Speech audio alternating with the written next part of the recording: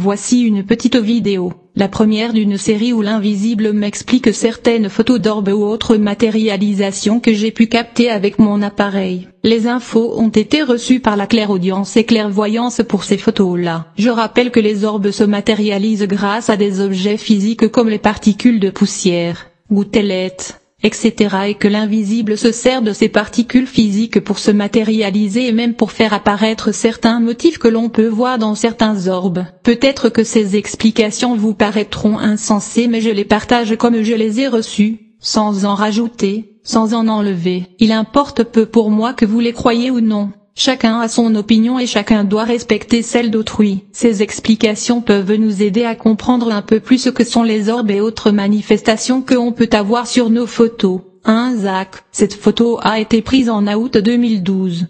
Lors d'une séance de Ouija, j'ai demandé à l'esprit se faisant appeler Zach si les orbes étaient des entités. Il m'a dit que oui, et a accepté de se laisser prendre en photo pour preuve.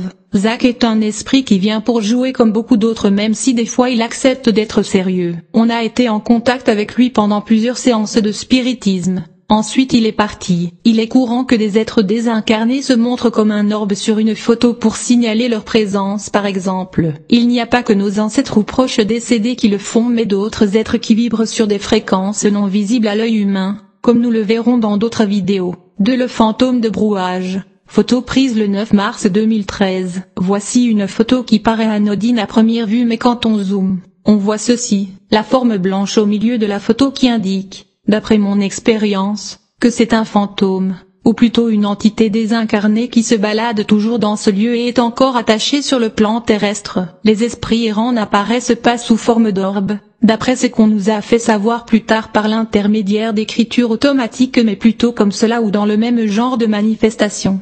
D'après une médium, ce serait une femme avec un chapeau et belle une robe qui a habité ce lieu il y a plusieurs siècles, qui y vit toujours. Ce serait genre une comtesse ou marquise, quelqu'un qui est aisé. Elle se sentirait bien ici et ne veut pas s'élever plus haut ou partir ailleurs.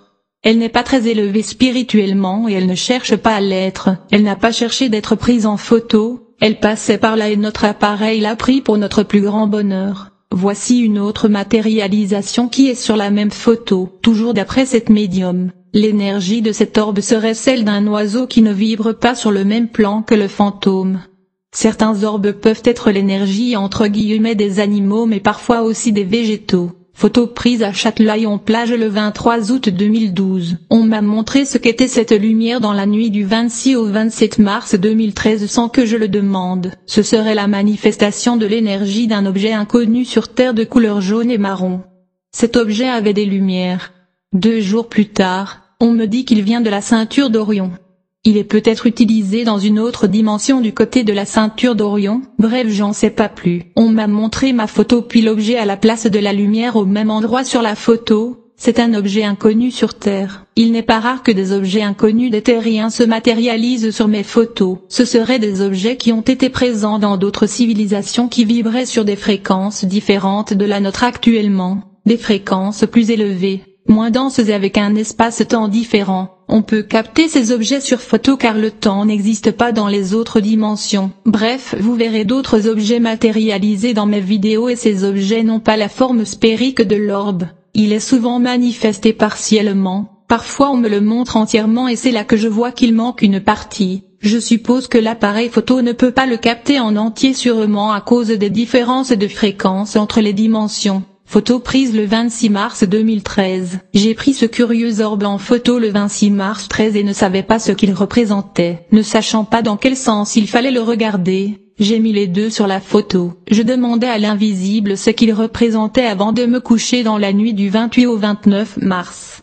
Je reçus des réponses par la clairvoyance et clairaudience. L'explication de cet orbe fut très étonnante. On me disait que c'était un habitant de Sirius et on me montrait un espèce de casque d'astronaute inconnu sur Terre. On me disait que c'était la représentation de gauche sur cette photo qui était la bonne. Cet orbe bien matérialisé représente en fait une grande partie de ce casque. On me l'a montré entier, et c'est tout. On me dit rien d'autre. Je voulais en savoir plus. L'après-midi suivant, je faisais une séance de channeling pour avoir plus d'infos. Voilà ce qui en sortait. Cet orbe s'est matérialisé de façon symbolique pour vous montrer que les êtres de Sirius vous observent depuis les étoiles. Ils ont donc matérialisé un casque d'astronaute à leur façon comme symbole. Je suppose qu'ils voulaient par cet orbe signaler leur présence auprès de nous. Voilà. Vous retrouverez ces orbes sur mon blog, andlega.eclablog.com. À bientôt pour 5 autres photos d'orbes ou autres matérialisations. Salut.